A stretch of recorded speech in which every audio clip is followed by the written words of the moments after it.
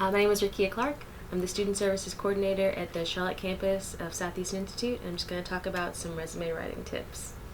Your resume should be who you are in 15 seconds or less. Employers are usually going to go through, they're going to skim through it very quickly. They may take like 30 seconds. So if your cover letter is your handshake, then you want that resume to sort of be that win and smile that gets you in the door. Some basic don'ts are don't print it on colored paper because it's hard to read, it's hard to scan, it kind of makes it seem like maybe you're being a bit too casual about your resume. Use black ink, end of story, nice quality resume paper, simple fonts, don't cram a bunch of info on there. Make sure that you're always going to include that cover letter. There are 3 different resume styles. Usually, I think a lot of people do the chronological. It's the most common. It sort of shows a steady work history and consistent growth.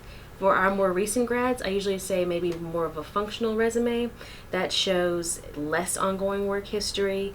If you're entering a new field, so it highlights those skills and their responsibilities over dates and names and places. And then there's, of course, the combination. So you'd have a combination of your skills and responsibilities with your brief work history so that you can emphasize the traits that you have that are stronger. You want your resume to be neat, organized, easy to read. And you say that cream rises to the top, so you want to make sure that you have the strongest, most relevant information at the top.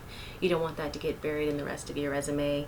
You want to keep it to one page. You want to make sure that you're using strong action verbs. You want to use bullet points. You don't want to try to cram a lot of words on there. You don't want to try to have full sentences.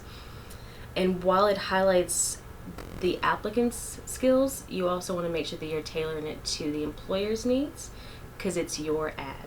You're the product, your resume is your ad. You want to make sure that you're getting that interview to connect with your audience. A couple of no-nos: you never want to lie, you never want to misrepresent yourself, you want to avoid TMI, you don't want to tell your entire life story in your resume, you don't want to date yourself through your resume, you don't want to ramble, you want to seem enthusiastic without smelling a little desperate, and you want to make sure that you are avoiding typos. Details, but also relevancy. I think a lot of people miss that. They want to make sure that they put everything that they do on their resume, but you want to just put the most relevant things for the position that you're applying for. Your resume is going to be one of the biggest documents that you're going to need to land that dream job, so you want to make sure that you take all of these skills, apply them. Again, I'm Rakia Clark at Southeastern Institute.